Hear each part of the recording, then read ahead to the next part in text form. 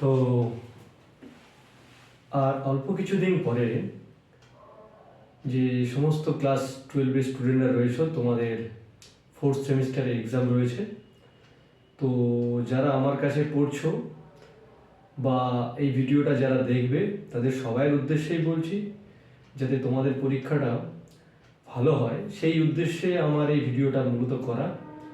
তো তোমাদের যে অ্যালডিহাইড কিটোন চ্যাপ্টারটা রয়েছে সেই চ্যাপ্টারের বেশ কিছু টাইপের প্রশ্ন আমি এখানে টেস্ট পেপার প্রশ্নবিচিত্রা বই থেকে আলাদা করে আমি ভিডিও আকারে সলিউশন তৈরি করে দিচ্ছি।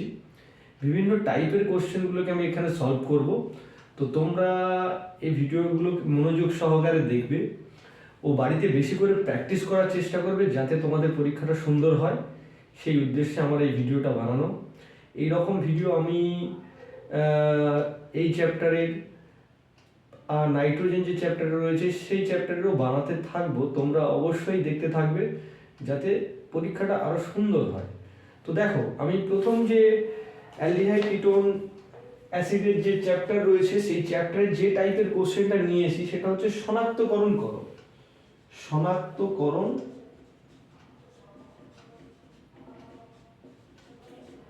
করো। তো আমি এখানে কোশ্চেনগুলোকে পরপর লিখে অ্যান্সার তোমাদের করে দেব।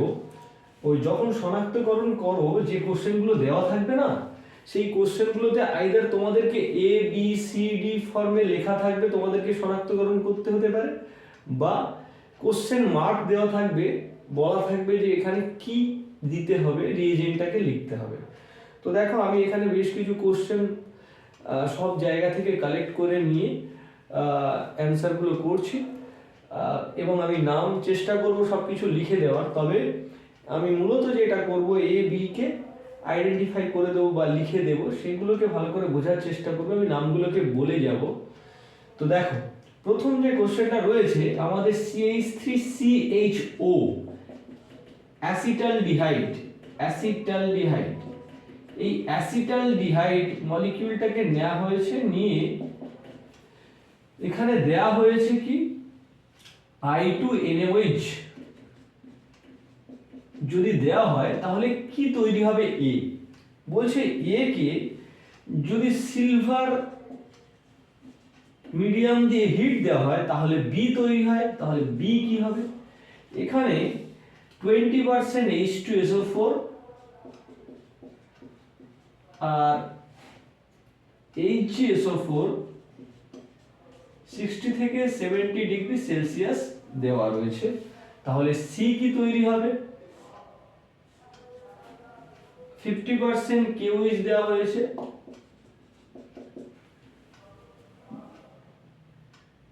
সরি এখানে সেলেনিয়াম অক্সাইড দেওয়া আছে, সেলেনিয়াম অক্সাইড। এটা ডি কি হবে? এবার ডি তে আমরা কি দিচ্ছি? আমরা হচ্ছে 50% KOH দিচ্ছি। তাহলে ই কি হবে?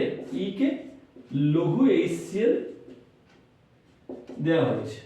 তাহলে কি হবে? তো দেখো, আমি বিক্রিয়াটাকে মূলত, যেহেতু আমার এ বি সি ডি বা আমার এই যে কোশ্চেন পেপারটা আছে আমি এখানে দিয়ে দেব লিংকে। তো যে আমার এ বি সি ডি যে যৌগগুলো তৈরি হচ্ছে সেগুলো মূলত কি হবে একটুখানি ভালো করে দেখে না। যে অ্যাসিটালডিহাইডকে যদি আমরা I2NaOH দিয়ে বিক্রিয়া করি, মূলত এই বিক্রিয়াটা কিছুই নয়, একটা আয়োডোফর্ম বিক্রিয়া। সিম্পলি আমার তৈরি হবে আয়োডোফর্ম।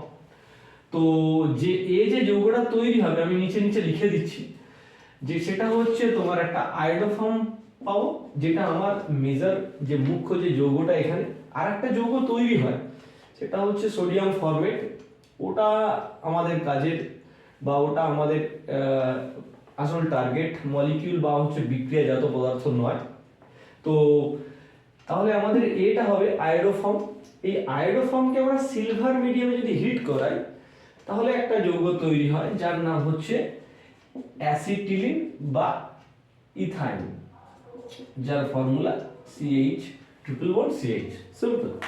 তো দেখো, এখানে যদি 20% H2SO4 HgSO4 এবং 60 থেকে অ্যারাউন্ড 70 ডিগ্রি হিট করা হয়, তাহলে এই যে মলিকিউলটা তৈরি হয় সেটা আবার ফের সেই সি কম্পাউন্ডটা হয়ে যাবে অ্যাসিটালডিহাইড CH3CHO। এবার এই যে CH3CHO যে যৌগটা যে অ্যাসিটালডিহাইডকে আমরা যদি আবার সেলেনিয়াম অক্সাইড দিয়ে ট্রিট করাই, তো সেলেনিয়াম অক্সাইড কি করে, যে কার্বনিল কার্বনের পাশে যদি আলফা কার্বনের অ্যাক্টিভ হাইড্রোজেন যেমন মিথিলিন কার্বন, মিথাইল গ্রুপ এইরকম যদি কার্বন থাকে তাদেরকে জারিত করে দেয়, সিম্পলি একটা কার্বনিল ফর্ম করে। সেই যৌগটা যেটা তৈরি হবে না সেটা হবে এরকম CHO যৌগটার নাম গ্লাইঅক্সাল।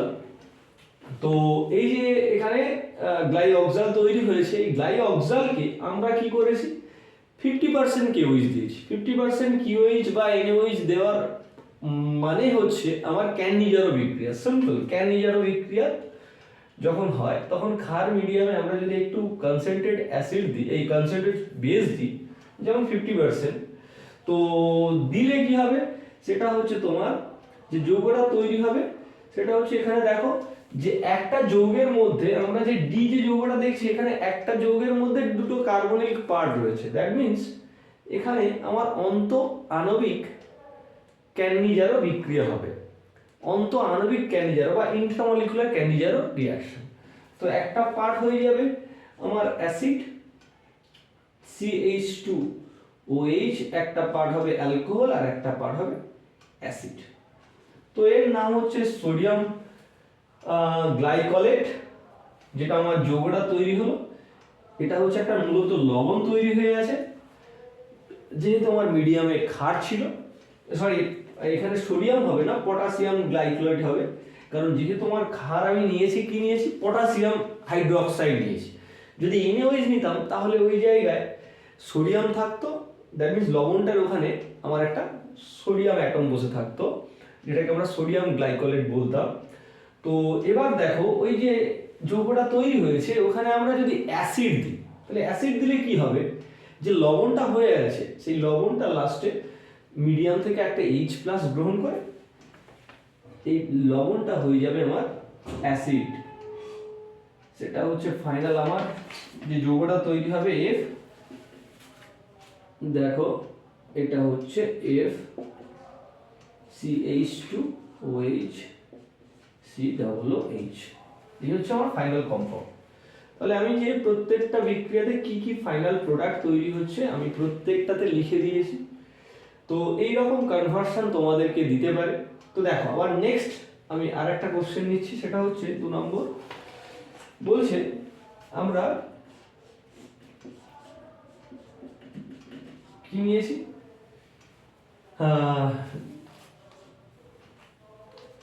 যেটা নিচ্ছি সেটা হচ্ছে বেনজিন নাইট্রাইল বা হচ্ছে আমাদের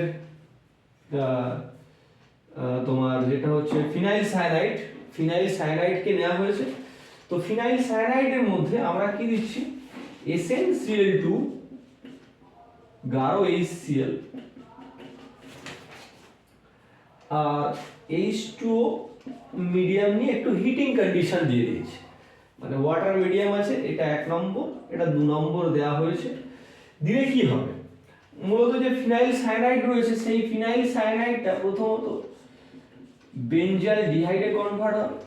বেনজালডিহাইড, আমি যৌগগুলোর নাম বলে দিচ্ছি যেগুলো আমার ইম্পর্টেন্ট যৌগ, সব যৌগের নাম পরীক্ষায় তোমাকে জিজ্ঞাসা করবে না, তো যদি জিজ্ঞাসা করে সেগুলো অনেক সময় লিখে দেবে, আর না হলে যৌগগুলো ডাইরেক্ট লিখে দেবে। তো কিছু কিছু যৌগ অবশ্যই তোমরা সব সময় মাথায় রাখবে এবং সেগুলোকে লেখা সময় খাতায় লিখে প্র্যাকটিসও করবে। আমি তোমাদের প্রত্যেককে যখন করাই প্রত্যেক যৌগগুলোর নাম লিখে দিই, কারণ যৌগ পরীক্ষার সময় অনেক নাম লিখে দেবে ডাইরেক্ট, না হলে কি করবে তোমার ফর্মুলা লিখে দেবে। তো যেভাবে কোশ্চেন বিভিন্ন ধরনের হতে পারে, তো আমরা চেষ্টা করছি নামগুলো বলে দেওয়া, তো না হলে যেখানে বলেছিলাম সেগুলোকে আরেকবার দেখবে ভালো করে। তো আমরা তাহলে ফিনাইল সায়ানাইড নিয়ে কি করলাম, জাস্ট আমরা একটা SnCl2 গাঢ় HCl দিয়ে H2O দিয়ে ট্রিট করলাম। এই বিক্রিয়াটার নামও তোমরা জানো, এটাকে স্টিফেন বিক্রিয়া বলে, ঠিক আছে, স্টিফেন বিক্রিয়া। তো এই বিক্রিয়াটা হয় কি মূলত, তাহলে বেনজালডিহাইড তৈরি হয়, এই যৌগটার নাম হচ্ছে বেনজালডিহাইড। একটু লিখে দিচ্ছি যেগুলো খুব ইম্পর্টেন্ট যে যৌগগুলো রয়েছে, এই যৌগগুলো সবসময় তোমাদের রিপিট হবে কোশ্চেনের মধ্যে দেখবে বেশিরভাগ সময়। তো তাহলে বেঞ্জালডিহাইডে আমরা কি করেছি, এবার দেওয়া হচ্ছে কেসিএন ইথানল, কেসিএন ইথানল।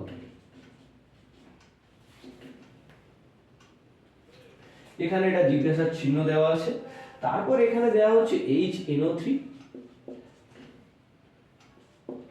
আবার HNO3 দেওয়ার পরে আমরা যদি KOH ইথানল দিই, KOH ইথানল, একটা জিজ্ঞাসার চিহ্ন দিয়েছে, তারপরে এখানে দিচ্ছি কি লৌহ HCl।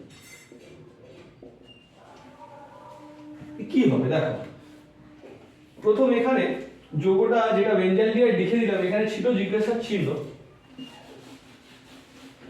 তো কোশ্চেনটা শুরু হচ্ছে এইভাবে। তাহলে প্রথম আমরা কি করলাম, প্রথম বিক্রিয়াটা আমি প্রোডাক্টটা লিখে দিয়েছি অলরেডি। এরকম ভাবেও তোমাদের কি করতে পারে, রিয়াকশন দিতে পারে যে SnCl2 গাঢ় HCl মিডিয়ামে যদি সেকেন্ড স্টেপে H2 হিট দিয়ে মানে একটু হিটিং কন্ডিশন দেওয়া হয়, তাহলে কি হবে। তো প্রথমেই বললাম ইনিশিয়ালি যে যৌগটা তৈরি হবে সেটা হচ্ছে আমার বেঞ্জালডিহাইড। তো বেঞ্জালডিহাইডটা আমি যেহেতু লিখে দিয়েছিলাম আবার লিখে দিচ্ছি, এটা হচ্ছে আমার বেঞ্জালডিহাইড হবে। তো বেঞ্জালডিহাইডকে আমরা যদি কেসিএন নিয়ে ইথানল মিডিয়ামে যদি হিটিং কন্ডিশন দিই, তাহলে একটা সুন্দর বিক্রিয়া হয় যার নাম হচ্ছে বেনজয়েন কন্ডেনসেশন। তো বেনজয়েন কন্ডেনসেশন একটা ফেমাস রিঅ্যাকশন। এটা যেমন বললাম স্টিফেন বিক্রিয়া প্রথমটা, পরেরটা হচ্ছে বেনজয়েন কন্ডেনসেশন। তো বেনজয়েন কন্ডেনসেশন তৈরি করলে যেটা হয়, এখানে যেটা হবে দেখো, বেনজয়েন তৈরি হবে। সেই বেনজয়েনের ফর্মুলাটা এইরকম, একটা কার্বনিল গ্রুপ থাকবে বেঞ্জিনের সঙ্গে অ্যাটাচ, আর একটা পাশে বেঞ্জিন থাকবে যেখানে একটা কার্বন অ্যাটাচ থাকবে, হাইড্রোজেন আর ওইচ থাকবে, এর নাম হচ্ছে বেনজয়েন। তো বেনজয়েন এটা হচ্ছে বেঞ্জালডিহাইড। আমি এখানে সব কম্পাউন্ডের নাম লিখবো না, কিছু কিছু যেগুলো হচ্ছে মেন রিঅ্যাকশনও আছে তার নাম আমি বলে যাচ্ছি, কখনো লিখবো। মূলত যেটা করছি, যৌগগুলোকে ABCD আকারে যদি দেওয়া থাকে তাহলে যৌগগুলো কি হবে, আর যদি এরকম কোশ্চেন মার্ক দেওয়া থাকে তাহলে যৌগগুলো কি হবে। তো বিক্রিয়া, কারণ এর পরে আমরা যে আবার যে টাইপের প্রশ্নটা করব সেটা হচ্ছে রূপান্তর করো, সেখানে আমি আবার যৌগগুলোকে লিখে দেব, তারপরে পার্থক্য করে দাও, এরকমও কোশ্চেন আসতে পারে বিভিন্ন ধরনের সব টাইপ। তখন আমি সব রকম লিখে লিখে দিয়ে দেবো যে কি লিখতে হবে, কতটা লিখতে হবে। তো এখন মূলত যে যৌগগুলো করছি মানে শনাক্তকরণ করো, এইরকম ভাবেই দেবে, তোমরা এইগুলো যৌগগুলো লিখে দিয়ে আসবে। যদি বলে নাম লিখতে অবশ্যই নাম লিখবে, না হলে লেখার দরকার নেই। তো দেখো, তো পরের স্টেপে হচ্ছে যদি আমরা HNO3 দিই, HNO3 দিলে এই বেনজয়েনে HNO3 দিলে কি হবে, বেনজয়েনে HNO3 যদি আমরা দিই, নিচে দেখাচ্ছি দেখো, এখানে যদি HNO3 দেওয়া থাকে তাহলে এখানে বেনজিল তৈরি হবে। বেনজয়েন জাস্ট HNO3 এখানে জারক পদার্থের মতো কাজ করে,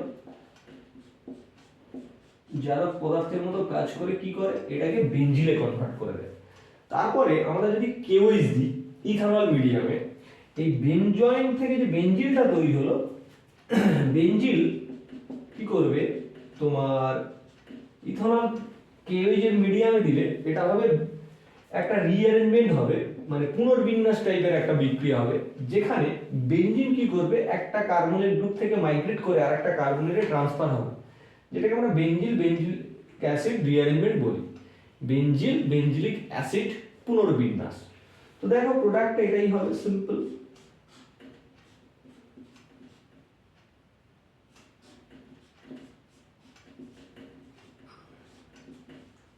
COO মাইনাস K প্লাস আর এরকম। তো এটার নাম হচ্ছে পটাশিয়াম বেঞ্জিলেট বা একটা তোমার বেঞ্জিলিক অ্যাসিডের লবণ। এই বেঞ্জিলিক অ্যাসিড লবণে আমরা যদি লঘু HCl দিই, যে লবণটা তৈরি হয়ে আছে, ফাইনালি কি হবে, মিডিয়াম থেকে একটা প্রোটন নিয়ে বেঞ্জিলিক অ্যাসিডে কনভার্ট হয়ে যাবে, লঘু HCl।